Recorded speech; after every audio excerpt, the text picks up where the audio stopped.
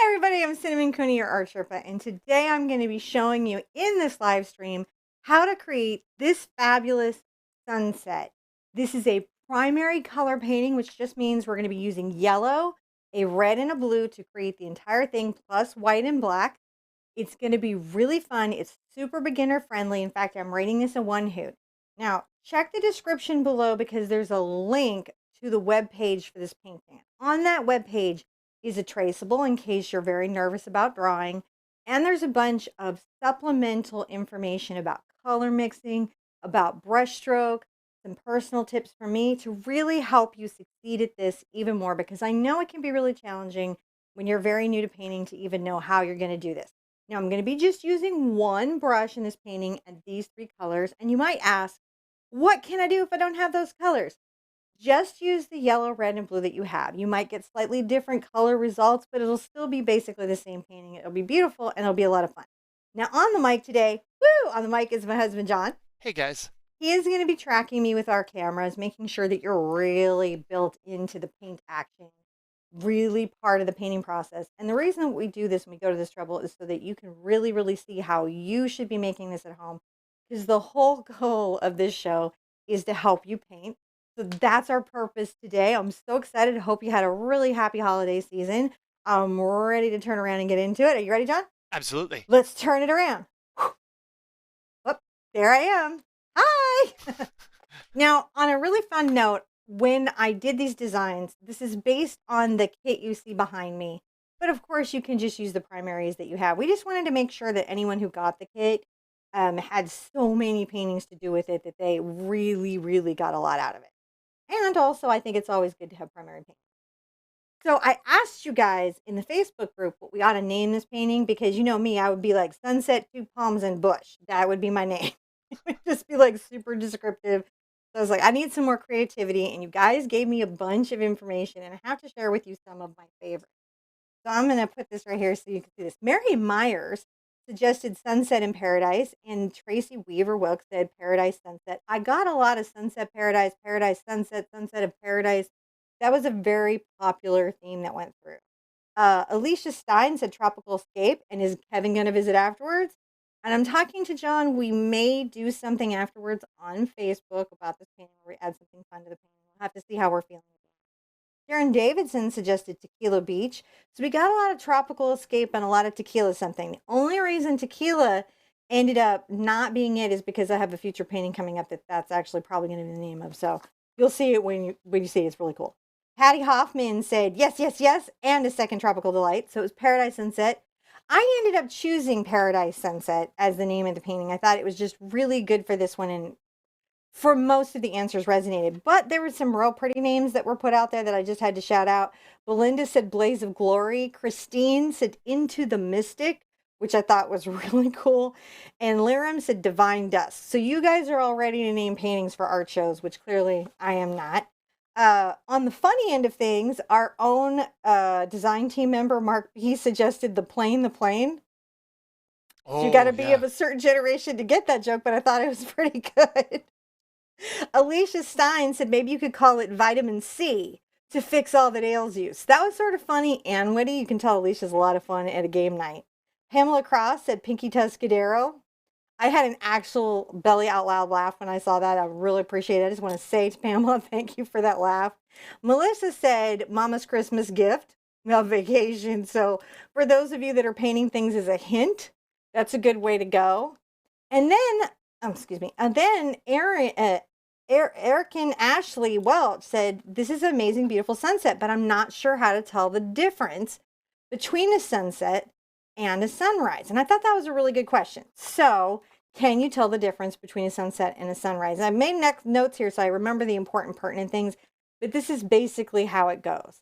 At sunset, your eyes are a lot tighter and the sun goes down very quickly and the color shift is very fast. So for some people, sunsets are harder to see the hue differences.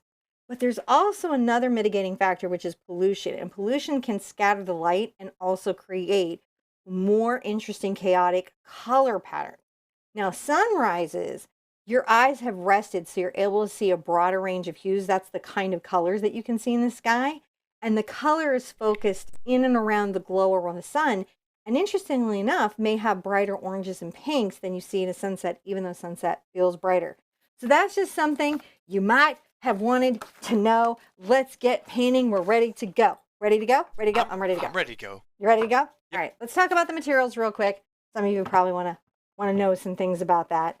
I have a 9x12 canvas. All of the lives this week, we're going to be live every single day.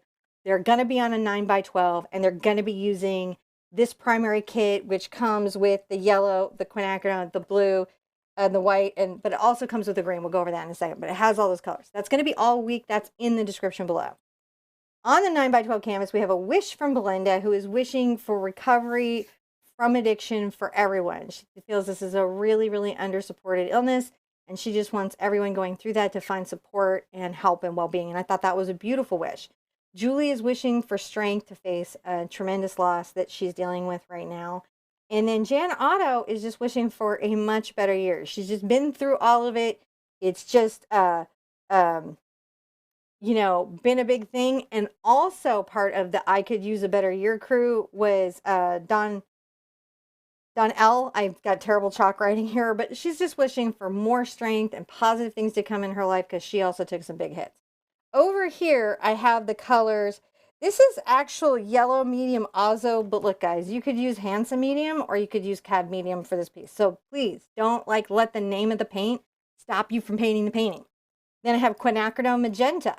That's just a magenta, but you use the red you have. I have Phthalo blue. Guess what I'm going to say again? Use the blue you have. Titanium white. And I haven't put it out because I don't want to try out, but I have carbon black. And you go, oh no, but I have lamp black, or I have bone black, or I have Mars black. Guess what? They're all black. It'll work. It'll be fine. You'll be good. Don't stress on it. Oops, almost got that in the paint. I'm going to just be using my cat's tongue for this. This is a number 8 cat's tongue. I have a little bit on the website written up about this, why I'm using the one brush. And of course, you can use different brushes. Check the website for some tips on other things that you can do so you're not having to run out and buy something. Not that I'm not proud of my own brush. I am.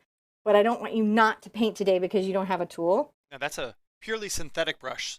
Nope. That's right. This is a synthetic brush. It's a pointed filbert. It comes to a nice point, and I like using it, and I put it in this kit because it gives me several sides and several angles I can play with. I can get fine lines. I can get small points. I can get blends. I can get great dry brushing. It just gives me a lot in one brush, and so that was my first choice in the kit. But again, if you have more brushes than that, I'm not going to come in your studio and smack them out of your hand and be like, no, you use this one brush. Now, the kit does come with this green, but I'm not using it until later in the week. So that's Phthalo Green if you're looking for everything you want to do. All right, let's sip our coffee. Sip, sip, sippy. Sippy, sippy. Oh, flat white with soy. Now, it's my favorite. Your cat's tongue brush. No cats were harmed in the making of that brush. No, that is synthetic. That is a you know, a metaphor kind of name. It's a descriptive, but it's not like we use the cat. I would not. No. No. No. All right. On that scary and interesting note, the first thing I'm going to do is put in my horizon line. Now, I talk about this a bit on the website, but what I suggest using is this T-square. You can also use a paper towel because, believe it or not, the perforation of a paper towel, I pulled some out here, but these perforations are very square as well. Oh, yeah. Just a weird handy thing if you ever don't have a ruler or a straight edge whenever you're out. They really square paper towels. There's some machinery on here. So if you don't have a T-square today, use your paper towel and line it up with the edge of the canvas and the straight line to get your straight line. I, however, am going to use this Artist Loft this one's a Westcott. I don't know. They make them everywhere. And I'm going to get just a little bit less, you know, than the lower third of the canvas. And I'm going to, and I mean, just. Come right here. Maybe it's actually a good third, right? I'm going to put that little line there. Now, the brush strokes above this line are going to have this sort of curved smile effect, right? They're going to be in this curved smile. We're going to talk about how to get this cloud sunset effect, even if you're very new to painting. And then the strokes below this are going to be much more horizontal. So that's something to just keep track of when we're doing this. Now, I used purple chalk to put my wishes in. So I'm going to use just a wet brush to kind of blend that out because I really don't want purple in my yellow for any reason because it's gonna gray it out. It's gonna make it less vibrant. So just erasing that right now. Giving that, putting those energies out there and making sure that pigment isn't gonna alter my result. Now, once I have that, I'm gonna take my brush, right? I'm gonna get it wet. I'm gonna dip it in the water here. And I'm going to come to the white and I'm going to stroke out this way and I'm going to flip the brush over. See how I'm doing? I want the paint to be juicy. Make your paint juicy, but not wet. You don't want to make a stream of white paint. You want it to be very easy to pull across the canvas. And I'm going to take this white and I'm going to just brush very carefully across the canvas, this white, back and forth. See how we're doing? Just back and forth. These are horizontal brush strokes. These are just going back and forth initially, horizontal, because I'm just trying to get the white laid in here. And the reason that I'm doing the white is it's going to help me get this bright central sun area. So the next thing that I'm going to do is I'll rinse out a little bit. I'm going to get some of my yellow. Oh, yellow is really fun. And I'm going to load up right in the brush. I'll grab a little bit of the white to lighten it. That's right. We're going to tint it. There's a thing on the website about the terms we're using today. In case you're not familiar with certain art terms, I'm going to try to start putting vocabularies there to help you guys. All right, now I'm on the tip of my brush and I'm in the center here and I'm going to be brushing back and forth on a horizontal. You'll notice that I'm on the tip of this brush and I'm making long, even brush strokes back and forth, back and forth, back and forth. And now I've switched to the flat of my brush and I'm letting the point of it make these. And you'll notice that I have this very uneven line right here, very uneven line. I'm going back and forth.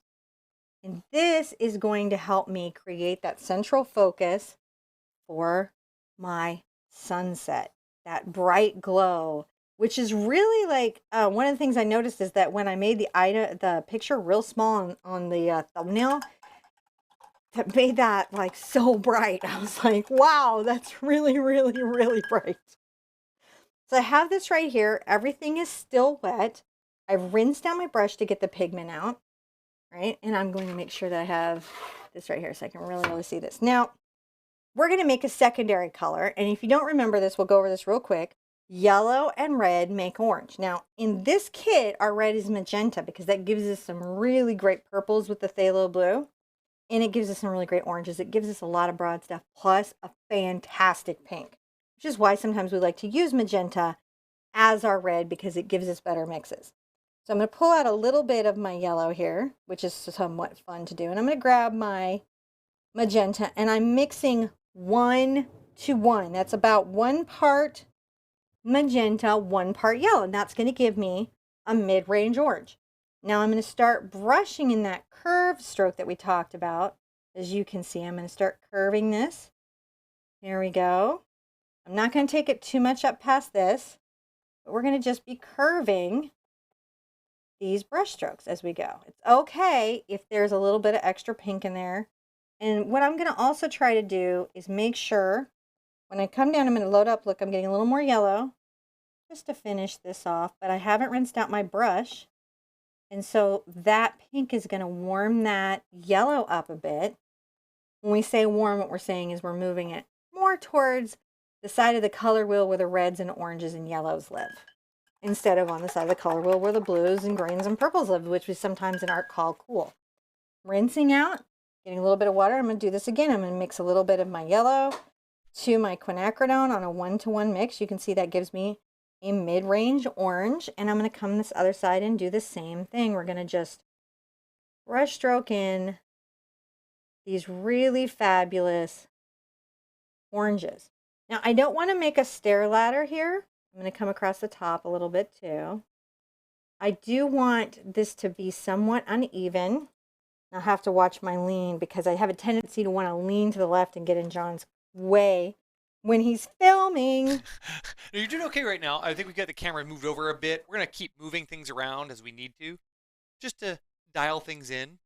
Yeah, I love that we're doing that. We're making these adjustments now in the new studio, getting these things adjusted. So I'm just going to bring this little stuff in. Maybe I'll bring that stroke in, come over to the other side. Just trying to make sure that these are uneven. Isn't that kind of fun? Now, I might get a little more of my pink into my orange mix, and you're going to see that it takes it into a much warmer orange, right? That's something that I can do. And I'm going to add some of that through here so that we have those wonderful variances that that polluted sunset would be giving us. Those more chaotic skies that we sometimes respond to. And again, just trying to make sure that these lines aren't too even. Now, the sky is 2 layers. That's 2 layers. This is the first basis, and something if you've never painted before, I really want to say to you is that acrylic paintings have a crazy ugly stage. So if you're feeling a little bit of anxiety and you're like, Mom, my painting doesn't look just like that. One, your painting isn't supposed to look just like mine. That's not the goal here. The goal is that you have a good time painting. Your painting needs to look somewhat like mine, like whatever the muse takes you, but you might have some palm trees and a sunset, and I'm going to show you the layers, but you might have things broken up a little bit differently. Your brush stroke might be a little bit different, and that is okay.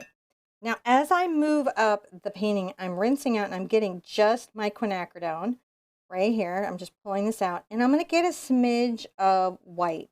And when I say smidge, I mean a small amount. I find that with quinacridone, white helps pull up that pink. So it's a good trick that we can do, and it also helps with the transparency of modern colors. Now I'm going to brush down into my yellow and my orange, which isn't going to hurt me because we're just going to keep, see how I'm just running that curved stroke? But when I come here, I can come on the tip and really break up that edge of everything. See how we're doing? And that implies that sort of waved heat that's happening. On the other side, if I need more water, I'll dip in my water jar. You might be wondering, how do I know if I need more water? Well, if the paint isn't flowing off your brush beautifully, often what's happened is you don't have enough water in your brush, or maybe you don't have enough paint. So realize that as you're painting, the paint should be easily covering your canvas. And if it's not you, it's something in the supplies or the load of the brush that's giving you some grief. I'm bringing this pink up quite far, as you're going to notice. Coming right up into this. And I'm going to make sure that there's a good seam with this pink through into my orange. And that's okay if I pull it even into this orange space. Darkening this outer edge is okay. And notice again, this has a very uneven, I'm not going zig, zig, zig. I'm not going zig, zig, zig. I'm Going just, zag, zag, zag? or zag, zag, zag. I'm just making sure. You're going swish, swish? Swish, swish. I just don't want it to all be exactly the same. And it takes a minute to really layer a sunset like this. A lot of times I think what happens to new painters is when they're starting, they don't know how many layers might be in something. And so they assume, now you notice I kind of brush that all even, but then to fix that, I'm going to drag some of that out like you do. Now it's less even because again, that's our goal. I'm going to rinse out because I don't want any of the yellow in my brush for the next part. Can you hear that vigorous switch? That's how hard I'm rinsing out. Now, you want to know if your brush is clean? Check it on a paper towel. I check mine on a paper towel. I rub it on a paper towel. If there's no pigment, then my brush is clean. Now I'm going to get a little bit of water, and I'm going to mix some blue and red together. And if you don't remember, blue and red make purple. And it's okay if you don't. That might not be information that you needed until this moment. So don't be like, oh my gosh, I can't even remember what made purple. If you don't need it every day for your life, it's probably not something that you have in your head. I probably do not have the formula for anything that would build a bridge, really, in my head, ever. And I probably at some point had to answer a question about it in school. So that pressure should not be on you. I'm going to take my red out to my blue, and I'm going to mix them in a 1-to-1, and that's going to give me a straight purple. And I'm going to come to the top, and I'm going to brush back and forth. You can see that I'm keeping this curve, this purple color now. Can you guys see the purple color? Now, what you're going to be seeing at this stage is your painting will be a little bit streaky. And you might be like, why am I painting so streaky? Well, that is because the modern pigments that we have often are glazes or transparent colors. And so it can take a little bit of layering in your canvas to get the result that you might be looking for. I'm going to again just pull some colors in because I think it's super helpful. Get some more red in there if it's too blue. All right, pull some of that in. Just enjoy that. Nope. Here. What? So kind of me ask a question, because this is All a right. really good question. This is that a came good up here. time to let it dry, and then I can show everyone some stuff that'll help them for the next layer. Okay. And sip my coffee. I'm going to flip it around. Ready? Okay. Oh, wait, you're gonna flip around? No, I can do. I'm right here. It's fine. I'll be right here. I'm You're good right there? because I get to drink my coffee and not have to Okay. flip around. So, I just get the other one set up for Yeah. super close up in case we ever run away. Anyway, so Mr. Wheel, Mm-hmm. oh gosh, it scrolled past here, but it was a very good question. Was asking, you probably mentioned this before, but how come with acrylic paint, when you're painting along here, and we look over here at this, how come the lower layers of paint don't lift up with the layers you're painting over it, like it does in watercolor? How come it doesn't reactivate? Okay, so acrylic is a polymer emulsion. It's essentially a pigment in plastic that is thinned with water. That's what they've invented. Sam Golden and his partner, basically what they invented is an acrylic, like a polymer emulsion of plastic that thins with water so that oil painters could, produce work quicker in large washy things that was very big in the modernist painters. So with acrylic, what happens is once this is dry, there's these little molecules are like little balls and they interlock as the water evaporates and it becomes like a plastic film on the canvas. Which is why, like, yes, acrylic is non-toxic, but you wouldn't want to set it on fire for any reason because, plastic. So that's a cool thing about that. Now, the trick is here with acrylic is that you do want it to dry before you sometimes put on a next layer where it's asking you to have it be dry, which I just realized I don't have my hair dryer. Oh, I can fix that while you're talking. So I often use a hair dryer to speed the drying process because I'm teaching these live and you don't need to literally show up to watch paint dry. Maybe you want to, but you might not want to. And if you didn't want to, I had printed out a bunch. Oh, they're there. Okay. So I'm going to put this over here and I just want to show everybody something for a second. If I can. You can. I can. Okay. I've got my hair dryer and I'm going to show them a couple of things that they might need to know. Okay. All right. Now, as we're going forward, if you go to the website, you're going to see this. This is your quick guide, okay? To be because I realized it might be hard for you to know how to get a more red purple or how to get a more blue purple or what is the mix? How does this work? So I created a little guide of the colors that are in here, the mixes that you essentially are working with, and some terms that you should do. And then of course on the web page is some extra information for you as a student. The other thing that we have here is the brush guide. And definitely this is something you're going to want to be referencing if you haven't painted before, which is to help you understand how the brush strokes change to imply what's happening in the painting. So if you see here, we're curving these in and then here we're leveling these out. So those are two things I want you to be really present to and look at. It's free. It doesn't cost you anything. Take advantage of the resource for sure. Now, to do the next layer, I really want to dry it. It either has to be dry or I have to dry it with a hairdryer or let it dry by air. Now, as a painting strategy, what I can do, and I'm just teaching this to you guys too, this because you might not know it. I know I've got to paint everything below the waterline, and I can be letting the top layer dry as I'm doing that. So I've got the hairdryer here in case when we're done, we need to go back. But for right now, let's actually move it down into this water. Yeah. He's running my mic back on. Now, be sure that your water for paintings like this that are using primary colors and are quite bright is very clear because purple can really, really gray your yellow. Oh, I've got lots of yellow. I need more pink is what I need. I'm going through the magenta today. So again, much like the sky, the water needs to have two layers, right? You want two layers on that water. Rinsing out. You hear that vigorous swish? Are you swishing with me? I'm playing a game at home. Okay. I play a game. So. All right. Now I'm going to get my white again. I'm going to get my white. I'm going to load up both sides of my brush and my sun's going to be focused right in this space, which means on my water surface, I need to cast a road or a river of light. Think of it that way. Now I've moved my canvas forward to help me with the painting. Another thing I could do, or you could do, is flip it over. But what I want to express to you is don't move your body to the painting, move your painting to the body. That's how you're going to prevent ever hurting yourself or having problems when you're painting. I'm going to paint it upright, because that's going to help you visualize it. But if you need to flip it over, you flip it over. Now here, and then I've got a little bit of a watercolor thing I'm going to talk to you. The thing that we're going to want to do is we're going to want to wander our river back and forth. The strokes are going to be smaller back here, closer together, more saturated. They're going to open up as we come forward. Even on a beginner painting like this, even on a sip and paint painting, these strategies can help us get a more successful painting. Now I'm going to come back and forth, getting my white in, right? I'm going to get my white in all the way through here. And that's going to help me when I put my yellow in. I'm going to get my yellow and just start thinking about this little river. Think of it like that, a river of light. So back here, these strokes could be smaller, closer together.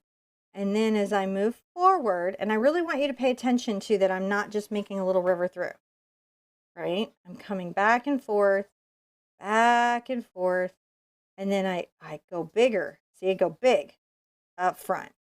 You guys see how that went? How that little edge is all wiggly and these strokes are horizontal. That's important to your success.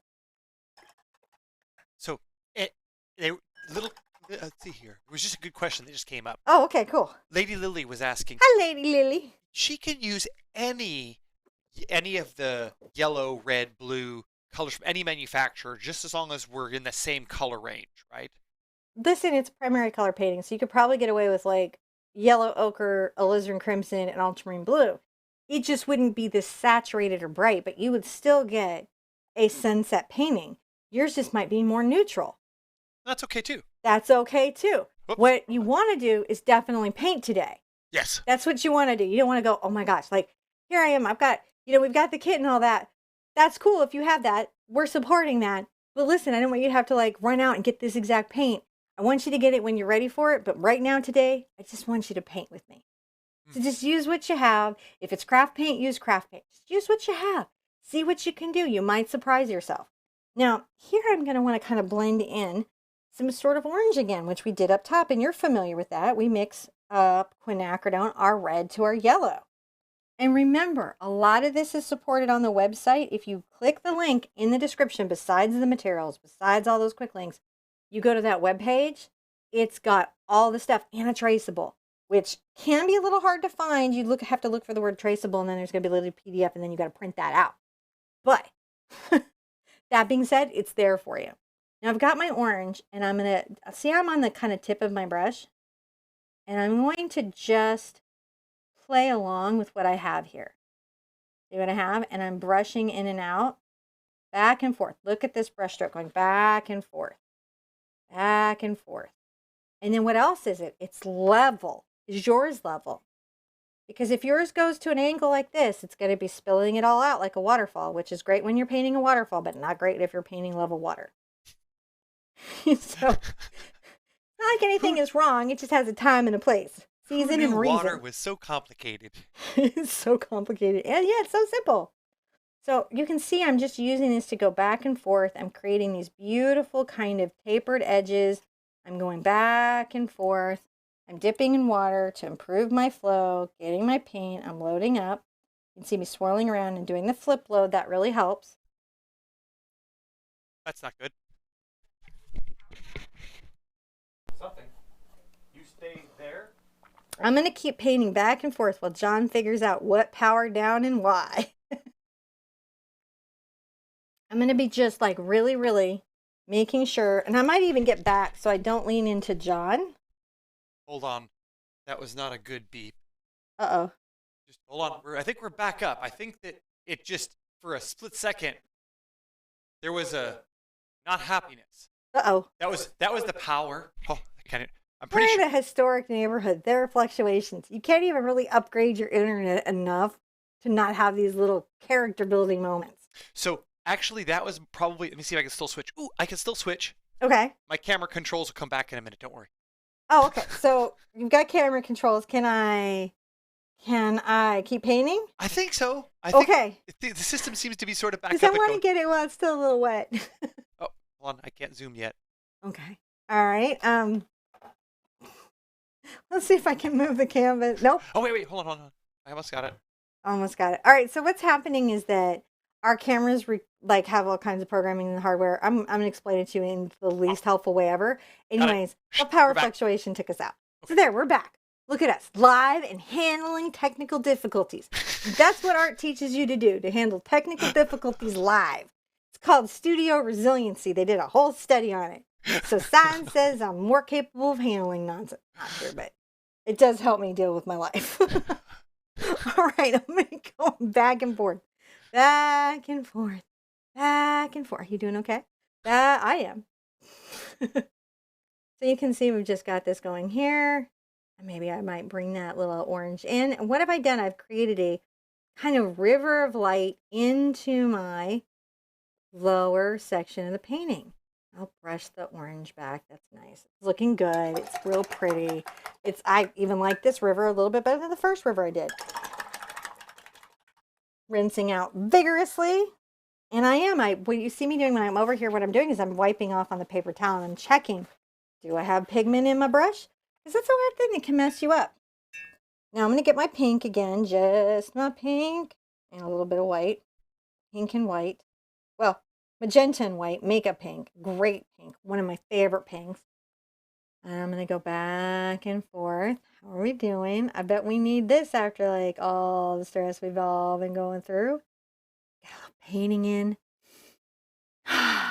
Like, let it go. Oh, I just figured out why it didn't stay on. Huh. So what we had was a power surge. I just looked Ooh. down. So that was and so the Went the other way. it did. It spiked up the other way and caused everything, and it went back. It did dip, but we have a little monitoring power system thing here, and it told me what happened. Did it tell us? Did the robot overlord let us know? But what I learned was that I had that camera controller plugged in, not to the battery backup, just to a surge protector, and that's why it turned off. Oh, okay. So something to fix for next time. That's Or right. tomorrow, which is next time. We're going to get back together and do another beautiful painting. Yep. Another gorgeous painting using just primaries in these small canvases and a brush. Now that's what I really actually super loved about this. And this was a theme that I think we're going to continue in the other kits. Yeah. And that's that you could just grab this, take it with you somewhere, and you have a whole bunch of projects to do. Yeah, I really think that's important. I think that it's important not to just get the art materials. I think it's important to have something to do with them. Yeah. You know, and I don't know about you guys, but I know in my life, meaning family members will often purchase things without like that sort of plan. I think back to when John and I were first married, and my mom really thought she'd like a totem pole. And I'm not exaggerating or making a joke. Like, she just really thought she'd like a totem pole because she's from the Pacific Northwest, and she thought John was handy and he should make a totem pole.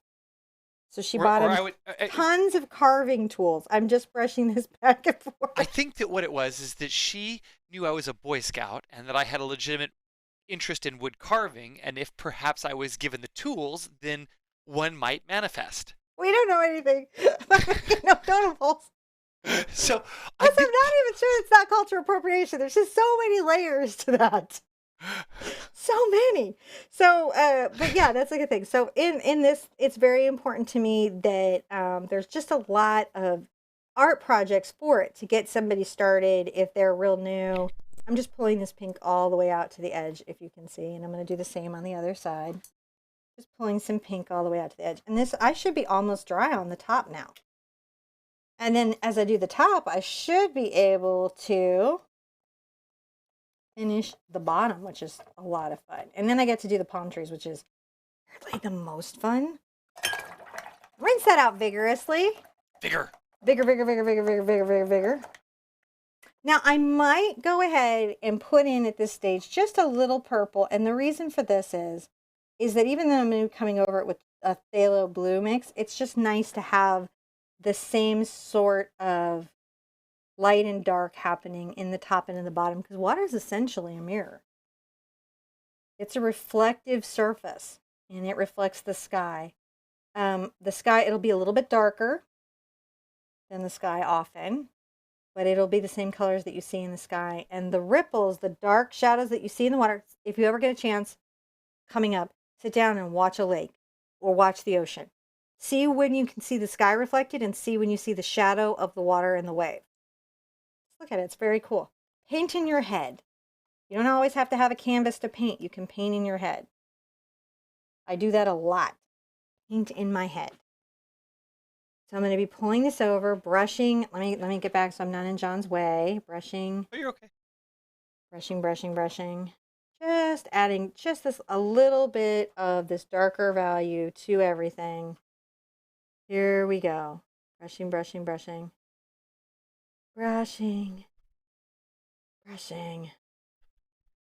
All right.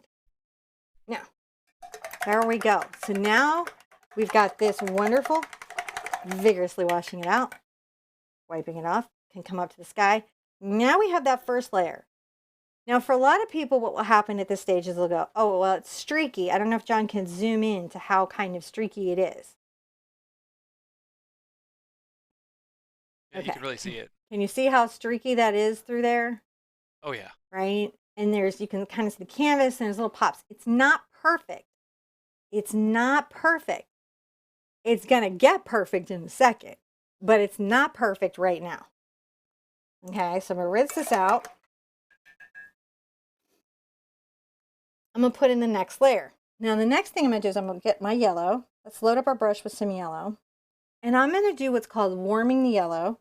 That means I'm going to get a small, look how small, like barely any, little bit of my red, and I'm going to mix that into my yellow.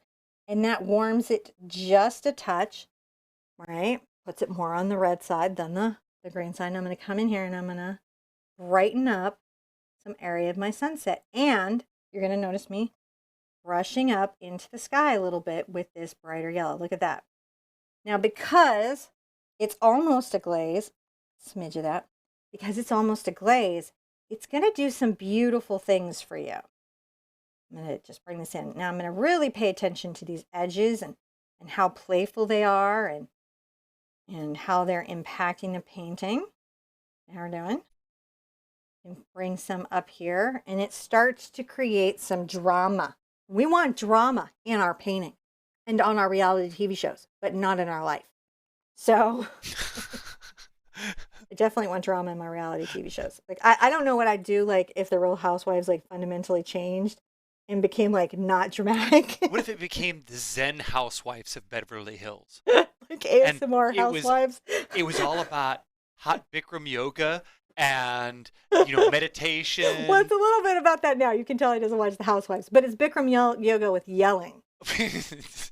Also, can you guys imagine Brandy, for those of you that watch the California editions, can you imagine Brandy like doing ASMR? I am very angry. And who's the housewife who flipped the table? Oh, that's Teresa. Teresa, I can never say Judici? Judice is what they used to say, and then they changed it. I don't know, some season, like when she went to jail and stuff. I don't really know what was happening. I really felt bad she went to jail. I would paint with any of the housewives. I would love to have them out just to paint and just be like, just do some housewife stuff and talk. You should think about that, because some of them are a little intense. But they're all fun. All right. I'm going to keep pulling some of this yellow through here, and I'm going to let a little bit of the light show through, but I'm going to keep it mostly focused down here.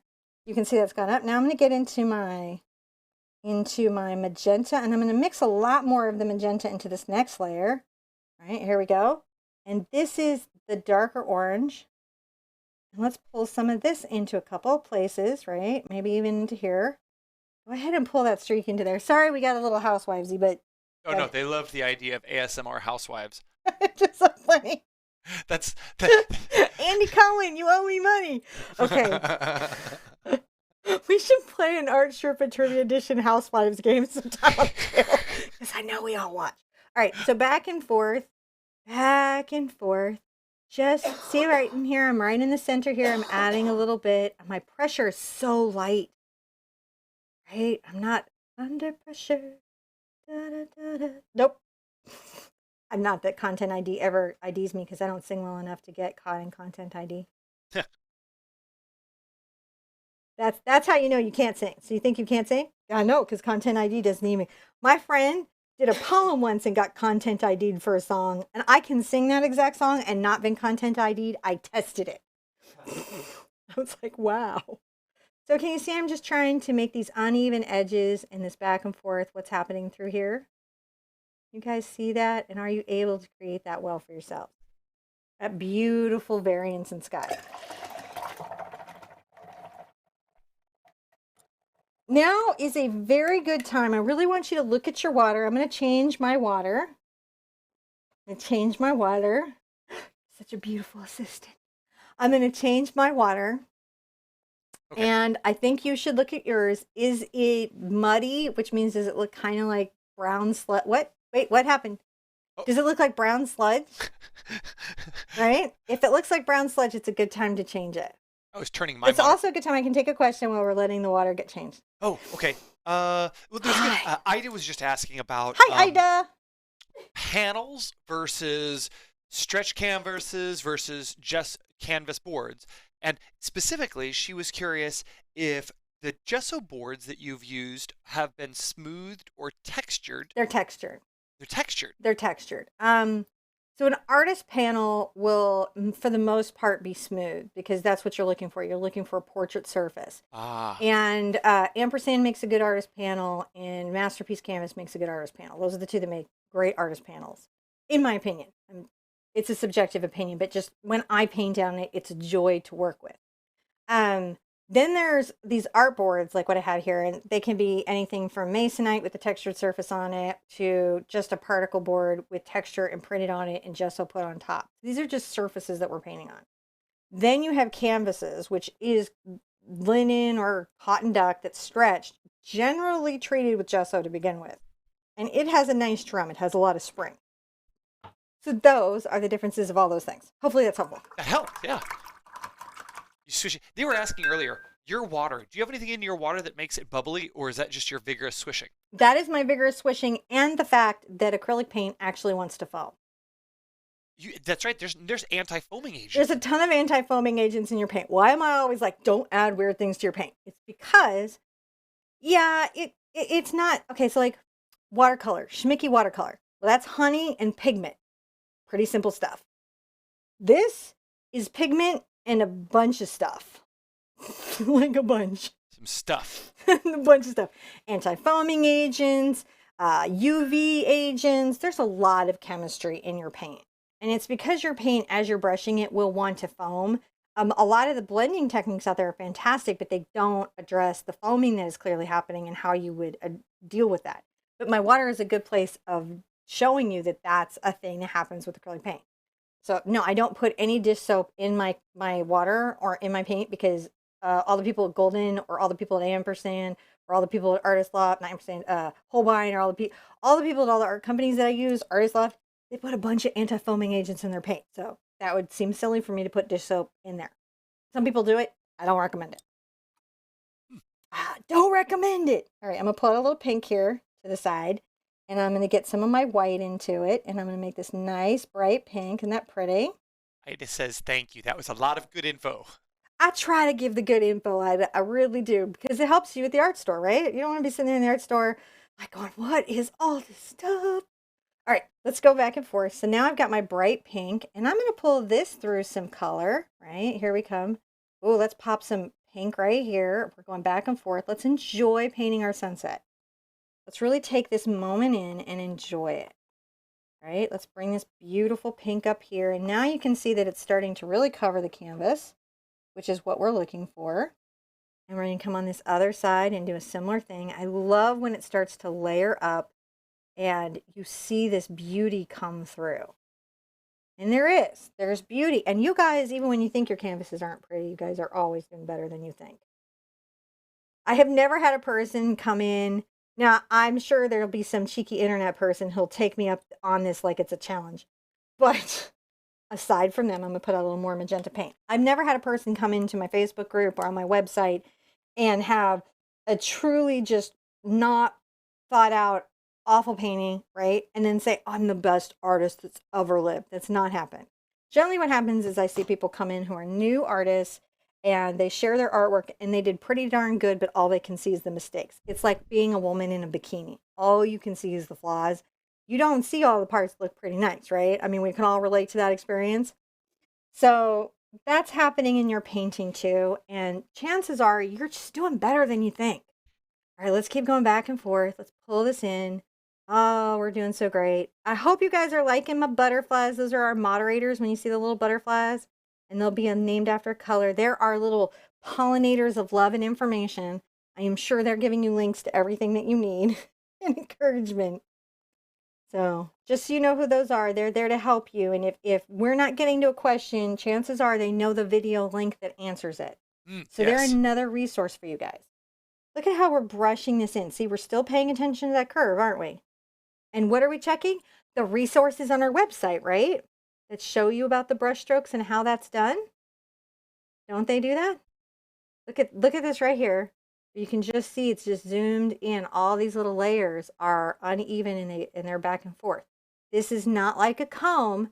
This isn't like a step ladder, right? We want to make sure that it has lots and lots of little variances. So don't lose track of that as you're painting. All right, rinse out vigorously. Vigorous. Vigorously rinse it. Wow, that wasn't even vigorous enough. Brush was really holding a lot of paint there. Wipe out. And I'm going to start adding some of the purples, and then I'll come down and do this, and then I'll pop it with the Phthalo Blue, which is going to make it go pop, pop, pop. All right, you guys ready? Let's take a little bit of our blue, and this time I'm going to mix much more magenta into it, right? And that's going to make a warmer purple. If there's more magenta, then it's going to be more of a red purple, and I might even take a little bit of white into that mix to reveal the purple. There we go. And I'm going to come up here and just start to paint this out. Look at that. There it is. Oh, it's so pretty. Reveal the purple. Reveal your purple. Reveal it. Your inner purple must get out. Your inner purple must get out, man. We all have an inner purple and it must be released. Some of us Adding have a an little inner bit of weight to quinacridone. that so we can really see it. And I'm going to come on this side and keep pulling in that little purplish space. There's a lot to do here. Enjoy it. Brushing back and forth. So that just might be something you didn't know about being a new painter. Is like, oh, I've just gotta be patient. It's not about rushing through. It's just about being in the painting for a minute and really feeling it and taking a little time for myself. It's okay to take time for yourself. How you are able to be there for everybody else. Don't forget you in the equation of your life. Don't forget yourself. Easy to do. I'm going to see how I'm bringing some of this down into this area. And I'm still brushing it. There we go. Let's come over to the left-hand side and brush over here. How are we doing? Very good. All right. Now, I also like to get some deep purple in there. And how do I make my purple deeper? Well, there's a couple things we can do. First, we mix a lot more blue to our red mixture. So that's going to make it quite dark. And then you can even shade it. That's when you add a little black to something if you need to improve how dark it is. But I think this is going to be dark enough. And I'm going to add this just to a couple places on the outside edge. All right, we're just getting this more and more here. Just, there we go. Pulling this little purple. It's dark. It's coming in. Can you guys see how it's helping you? Let's pull some down into here of our dark purple. Get more of my magenta into that. I do want it to be distinctly purple. Sometimes it'll get more blue. I'm going to maybe add a little bit right here. Not everywhere, just some places. I'm not going to take it the darkest color down too far because that's not really going to help me. Now, I want to hit this with a couple of colors, but I want them to be very bright over the painting. So I'm going to allow it to dry. You're going to hear me really vigorously rinsing out. And we're going to do the next layer on our water. So one of the things I'm going to get on my water is I'm going to get some yellow, loading up on both sides. And I'm going to come again down this and just add a little bit of this brighter yellow down my river of light. Like how I'm going back and forth, but I'm still leaving little bits of white there. I'm going to bring that yellow back into my water. This is pretty much like what we just did in the sky almost, isn't it? We're ready for it now. We understand what's happening. If you're at home going, I don't understand what's happening, that's okay too. Because you're painting. And all you need to really understand is that art is good for you and art is fun. All right, so we've got that there. I can get a little bit of my magenta into this, much more this time. I'm going to come right here and just make sure that I've got a little brush of this dark color. I'm having such a good time today. I hope you guys are having a good time too. Very much so. All right, that's wonderful. Super wonderful. All right. I keep getting it. Am I okay when I lean? Yeah, you're good. Oh, thank goodness, because I need that angle for when I'm painting on the side. So I'm just trying to make sure that, again, I'm breaking up that water and those rivers of light. So you might notice that we're going through magenta more than any other color. I haven't had to really put out any more blue, but I have had to put out magenta quite a lot more. And you'll find that in some paintings, you will use more colors than other colors. So this painting is quite a lot of magenta and white. Always try to, when you're figuring out your paint budget and your resources, get twice the white.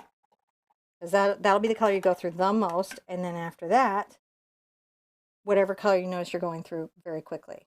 So I'm going to take some pink, I'm going to load it up, magenta, and I'm going to get my white into it to pink it, or tint it, right? We're tinting it with white. And now I'm going to bring it back and forth and add this bright pop of the pink. I grabbed some more in there, so it's just super pink. I really like to pink up the water. So definitely just get that pink in there.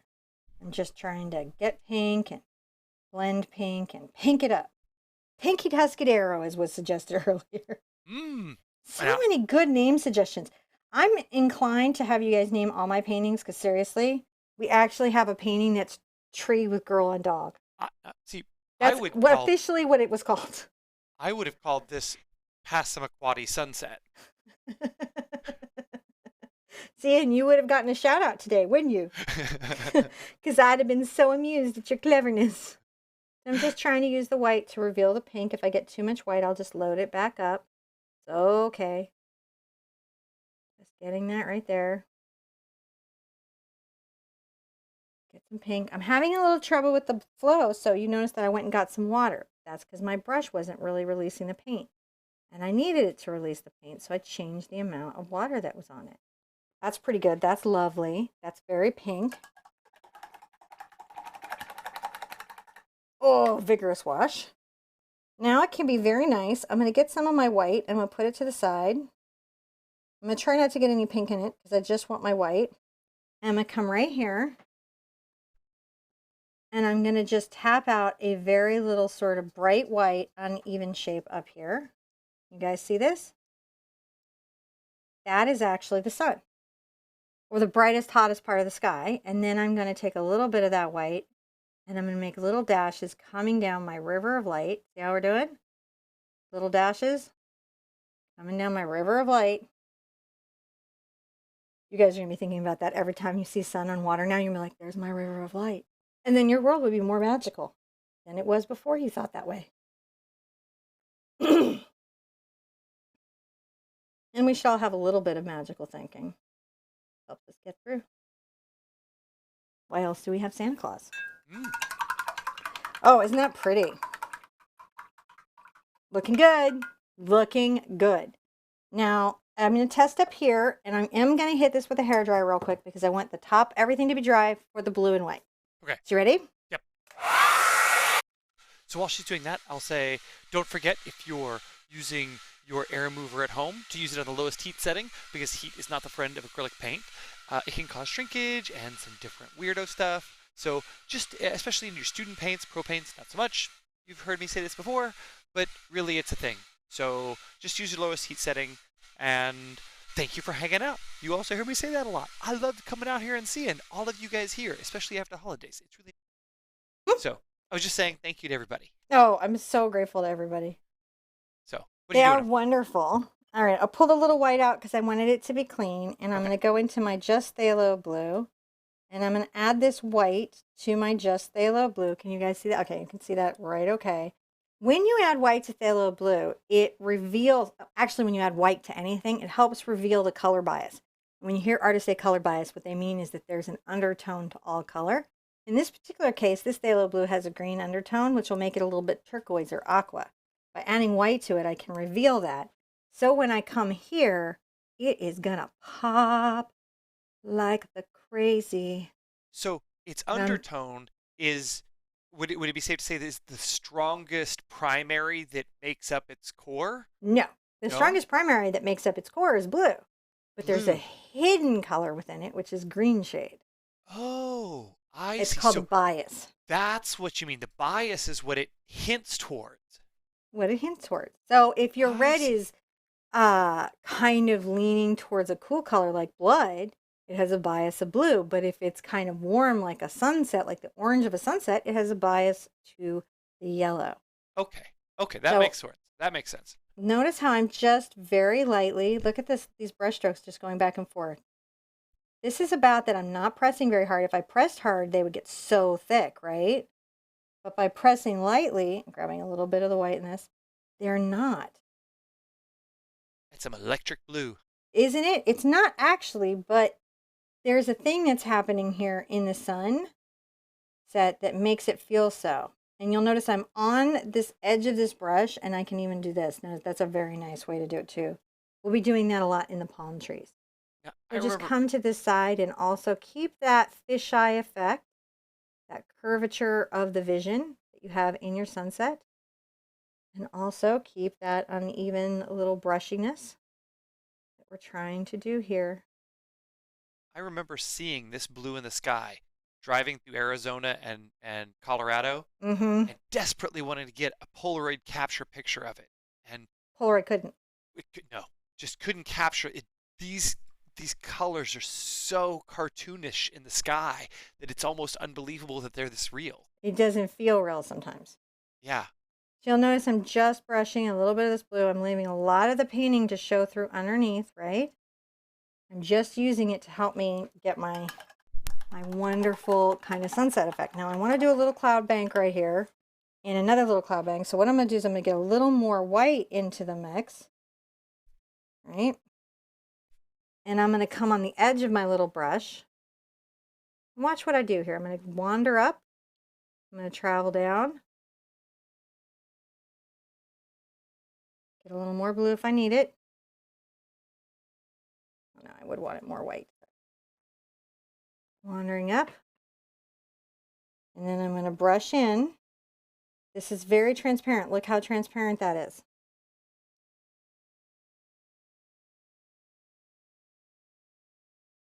Oh, yeah.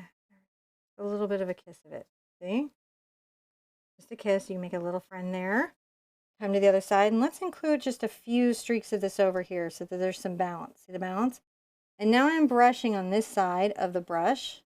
And that's how I'm getting that light dry brush. And look how softly I'm pressing on the canvas. If you're not getting that result, look at your brush. Have you loaded a ton of paint on it? Is it just completely covered in paint, or is it loaded with paint where you've pushed it through the brush both sides? Is it too dry? Is it too wet? Are you pressing too hard? Little things that you can check when you're painting. Similar thing here. I just rinsed out. I'm going to reload. I'm going to get my blue, and I'm going to really enjoy putting this in the water. This is where it just goes so cotton candy for me. And see, I'm just going back and forth. Look at it, it's just playing. actually, I'm going to switch camera views here because Better side? go to the other side here for a little. There we You're go. okay. I don't mind making room for them. I'll do anything for them. We'll just keep them painting. Making extra stuff. Be sure and check that website. It has the extra help you need. And we're going to keep doing that on our listings as we go forward into 2019.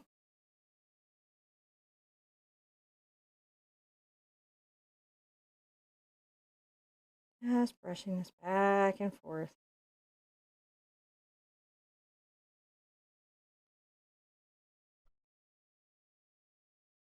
Allowing a lot of the pink to show through. And just dancing the blue around in the water. What we're doing. But I'm not making horizontal strokes, am I? All right. Once that is all done, right, look at it, take it in. Let's evaluate it. How do we feel? Very. I like that a lot. Clean my palette. I'm going to dry my canvas, and we're going to talk about the hills, the palm trees, and the plant. Okay. Okay. So while she's doing that, I was just over here just checking on some of the other cameras while I was doing all that. But thank you guys for coming and hanging out. You know, this is it's a weird Wednesday afternoon after our holiday season, and just getting to hang out and do some paintings, and it's just a really nice, um, holiday in the middle of the holiday. So it's just a little break time. So it's nice to see you guys. Oops. Lost the tube of paint, but luckily it's not the one I needed. Now, if I can trouble my lovely studio assistant for 2 more water, thank you so much. Oh, so the next part is black. And you might think it might not matter that your water's dirty if you're painting with black. Believe it or not, the pigment in the water can actually make your black dull and lifeless. Now, if you want a matte black, Mars black is your best bet. It's a little bit more neutral. It's got a very high pigmentation. The coverage is great, and it's matte. If you want a very bright saturated black, carbon black or lamp black, by the way, those are essentially the same thing. They're going to give you that deep space, like the void of space black that's cool, that's rich, that you fall into, and it's a bit glossy. If you want a black that doesn't overwhelm your paint colors, then you might want to do something called a bone black, which, yes, is made from bone. So it's not a great option if you're vegan. Just saying. But it's okay if you're not. I'm just letting you know, just in case that is a concern you might have. Now I'm going to put out my black. Oh. I'm going to put out my black, and we're going to talk a little bit about this hill. So right here is my horizon line, and I really want that to be level. And I want to create a distant little sort of mountainscape, this far away landscape that's going on. The first thing that I'm going to do is I'm going to come across here, and to the best of my ability, I'm going to make me a level line. This is not my greatest skill set. I am not a master renderer. That means somebody that's a master of drawing. So I don't do like a free-handed perfect circle. Lots of people do, and they have great tips about it. And I don't like do perfect like straight lines from the back of my shoulder. But I do things well enough to be happy in my drawing process. I went down a little bit first, so I'm going to rinse out, and watch what I'm going to do. I'm going to come back with a clean wet brush, and look, it's erasing. See how I do? If the paint underneath is dry and the paint on top is still wet, I can do this effect and erase that line. Might be not something that you would even know you can do, so I just want to let you know you can do it. Now here at the sun, I want the hillscape to be quite low, so I'm just going to come right here and start raising this up away from it. And I want you to watch what happens. I go up, I dip in a little bit, I go high and I go down, and then maybe come back here. But what I try not to do is have a very smoothed out line. The traceable has a very smoothed out line, and that's kind of part of the tool set there. It rounds out the lines. But when you're doing this, you want to put a little personality into your hill. I'm going to come over from the left-hand side, maybe about 1/4 of an inch up. And I'm going to make a different little hillside. I don't want to mirror it over here. And then I'm going to just paint in all of this a solid black. I'm going to dip in water, and I'm going to load, just like we load, right? If your black isn't covering, you may need 2 coats. A really good thing about this is that if you can't draw a straight line, you don't need to. Yes, that's why I love it.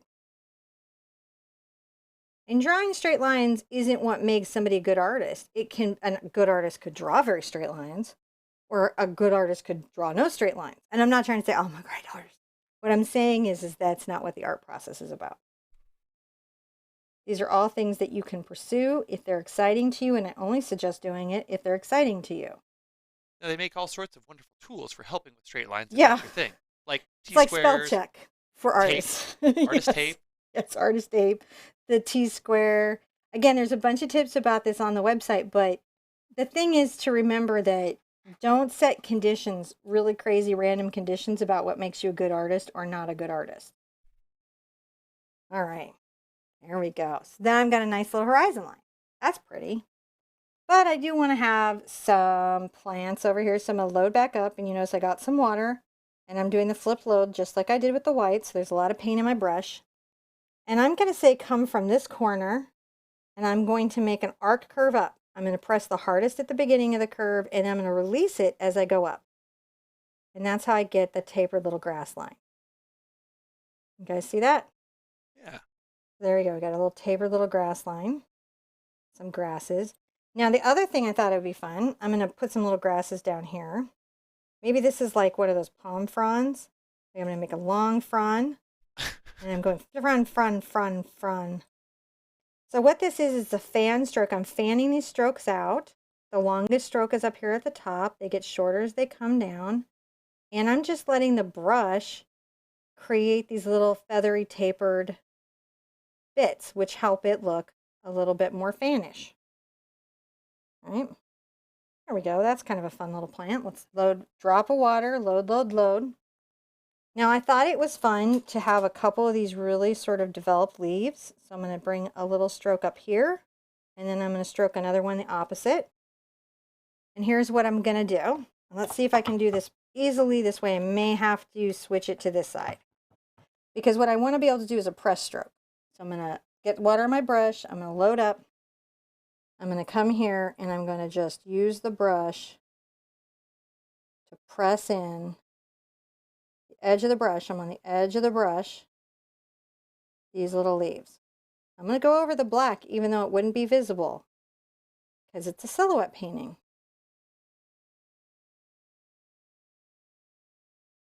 What you see me doing there is offloading some of the paint from my brush and getting it loaded back up into the tip. See how we're doing? Do. Like a little ladder. Now all of a sudden it's okay to have a ladder. Now all of a sudden it's okay to have a ladder.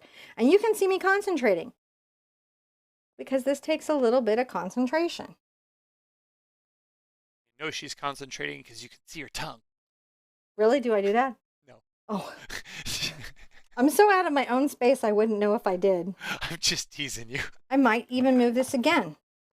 Move the canvas to make your experience better.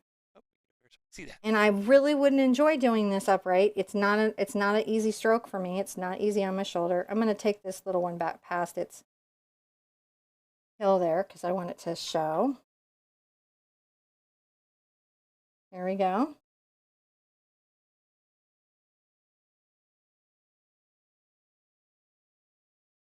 They were just bringing these little leaves in. I'll make them bigger as they come down.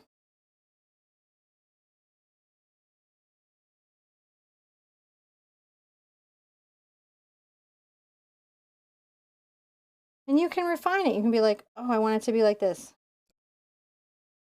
This is a very fantasy plant, so no stressing yourself over like your plant.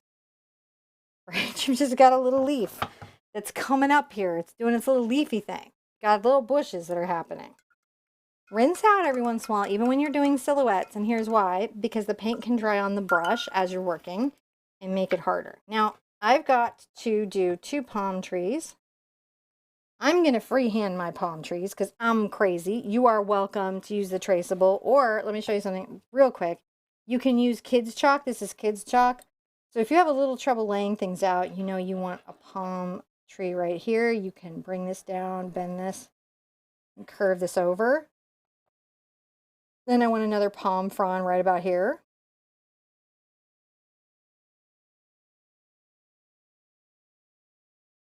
All right. Maybe I want it different than that. Guess what? I just erase my chalk. What? So yes, that is a thing that you can do. So maybe I bring this up in an arc, maybe a little bit more of an arc, and then I come over like that. So see how you can change direction very easily using chalk? It helps you lay things out. Feel like you can use tools like that. It's not cheating. Now I'm going to load up my brush, and I'm going to have the narrowest part of my trunk be here, and it's the thickest down here. So I start the stroke quite light. And as I bring it down, I'm going to press harder. And that just does a nice job of making my palm tree trunk. I'm going to do the same thing right over here.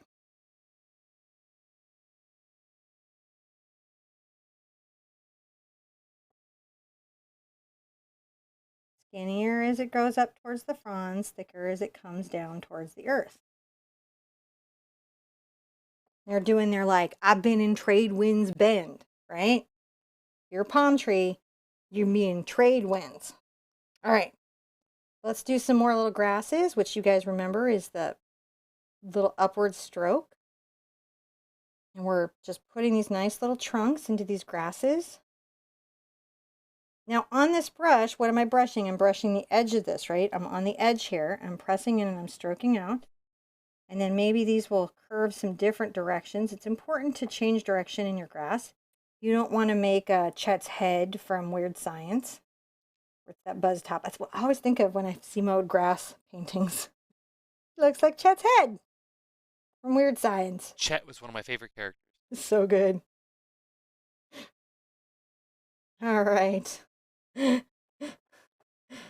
There we go. So now I've got my grass in. That's looking pretty good. And weird fingers sticking out. But how do I get these palm fronds in? So let me show you how I do it with this brush.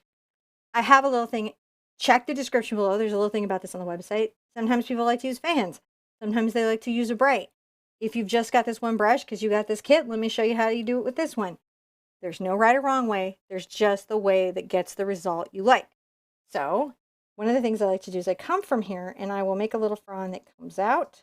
Maybe about that far. It's not too long. You can have a little friend that curves down a bit. Right? Maybe there's one that bends here. I like to put little bends in my fronds, by the way.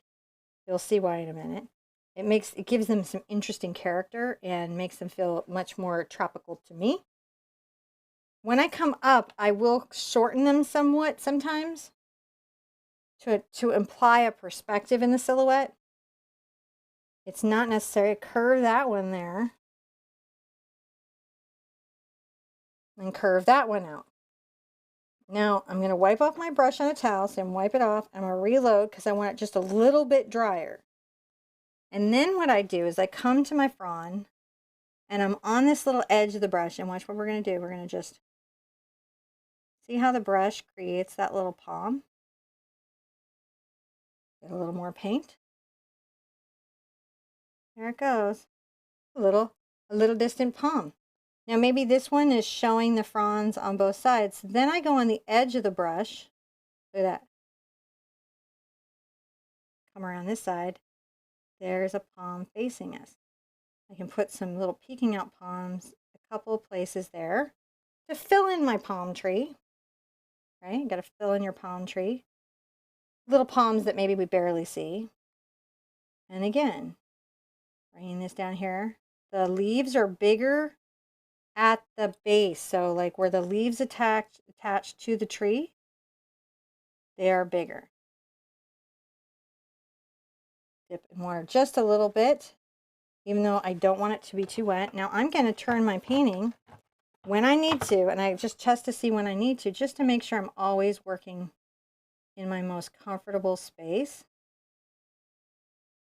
It's our biggest frond right there. Come down here. Get a little more black.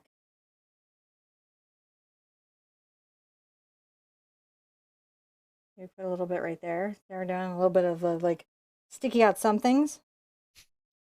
Yeah, I don't know. You don't know. It's a silhouette. Sticky out somethings.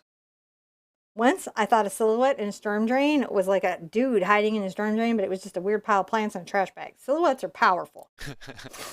Scared the crud out of me. All right, so there we go. Hope everyone's doing really well right now. Everyone is doing very, very well. They're very much enjoying today's tutorial. It's just doable, guys. This is so doable. You can do this. All right, there we go. Loading, loading, loading. Now, you know, believe in yourself here. And remember, don't set unrealistic expectations. Your first time painting, you may not be Michelangelo. Doesn't mean you couldn't be Michelangelo. Also doesn't mean you're supposed to be Michelangelo. Michelangelo was supposed to be Michelangelo. You are supposed to be you. But I'm not a ninja or a turtle. Exactly. All right, so we've got that one in. He looks pretty nice. I might come back very carefully and add another coat of black to the trunk so it's a nice deep silhouette. And I'm going to do a similar thing. I'll wipe off my brush. I'm going to load back up. And I'm going to do some fronds that are maybe sticking out here. Maybe there's one right there.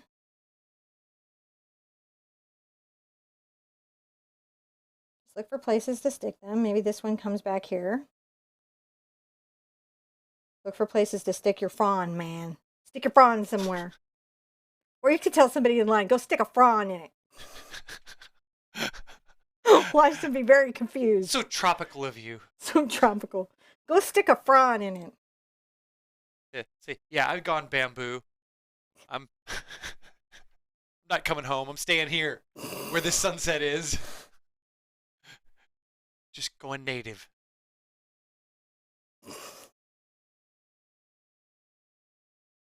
Well, I live there now. Wherever you this desert can't. It island is. belongs to a group of people. This make-believe desert. You can rent a condo. That's what's appropriate. We're just this is a fantasy Unless island. you're, was it Rose and Bernard? Oh, Unless that's you're right. Rose and Bernard, and then you may live where you like. They've got the best deal. Best deal. But we can't say too much because one of our moderators is just now getting into the series, and so we have to be careful not to make spoilers. Yes. But Rose and Bernard, that's Cinnamon and I. Yes. For sure. Definitely in that situation. Who would Cinnamon and John be on Lost? We'd be Rose and Bernard. Would not do any of that. First polar bear, I'd be like, yeah, I'm going to go move to a different side of the island. So this one, I'm going to brush up the frond. I'm making these little light, short, light strokes using the tip of the brush. You can see my lines are super uneven. Look at how fragile they are right there. And also look at my brush and look at your brush. Does my brush have a large clump of paint at the end? No. Sometimes what happens is you get loaded and you don't realize you have so much paint on your brush and it's coming up over the ferrule and you just need to rinse out and start over because you're concentrating so hard. You might not notice that. So I just want you to take a minute, look at your brush and go, is it loaded like this? Okay. Little things. I'm not pressing very hard. I'm going to add some like this right here, but then I'm going to flip it around as I come through this tree. And then again, some right here, but I'm going to flip some of this around as I come through. Look at that little frond. It's so frondish. Make your fronds playful. One dip of water, just the tip of my brush.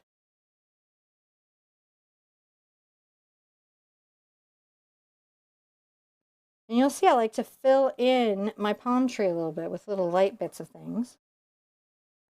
Lots of ways to paint a palm tree. Fan brush way, perfectly acceptable. Bright brush way, round brush way. All the ways are acceptable as long as you look at your painting and go, I did it.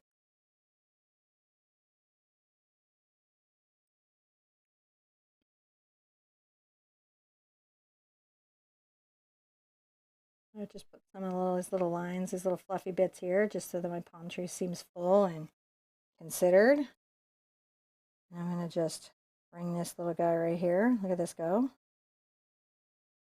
The two-sider. There we go. Guys, we did it.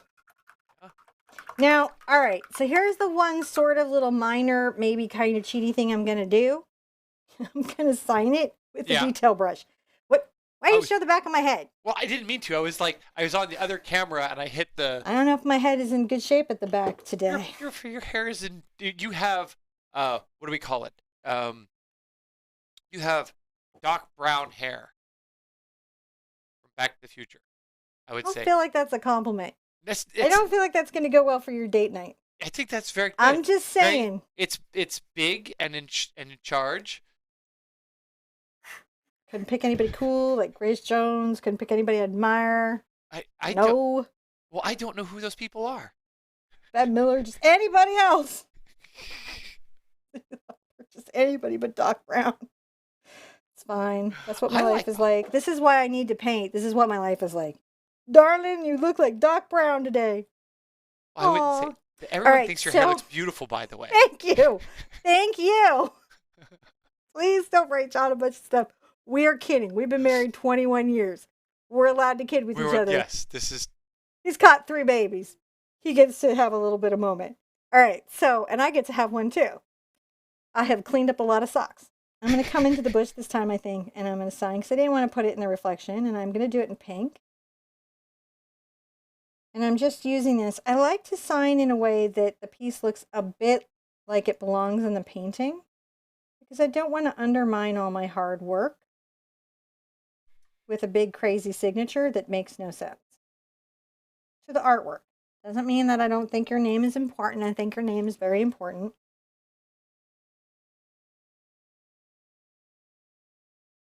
All right. Got a little signature on here somebody could read later. All right, tomorrow I'm going to be fleshing out that webpage. It's going to have all the same supplements. This is the new reality. I'm here to help you win at this. I'm going to turn around, John. Okay, you ready? I'm going to be emphatic now. You ready? Okay. One, two, three, go. Did it work? I don't know. It worked. See, look over there. You can see it. You're up there. Okay. Listen. I got you 2019. I'm all about it. I'm really proud to be your art teacher. I'm really proud to help you. If you'd like to share the paintings with us that you've done, you can put them up on the website. We have lots of storage there in your accounts. Please use the webpage in the description below. It's free. It's there for you. It's there to help you. You can even put questions in there and upload your paintings to the project page. Now, this is a 1 hoot. That means it's my easiest level painting. But you might be in this going, 1 hoot, what? 2 hoot, 3 hoot, whatever hoot you feel it is. We have a community measuring system. So you can go and let other painters know how hard it was for you. You can give them your experiences in those comments. You can go to that website, post up your paintings. I can see it. You can show us what you're doing. We'd really appreciate it. We also have groups on Facebook. We are just everywhere to help you. Be good to yourself. Be good to yourself. Be good to each other. And I want to see you at the easel really soon.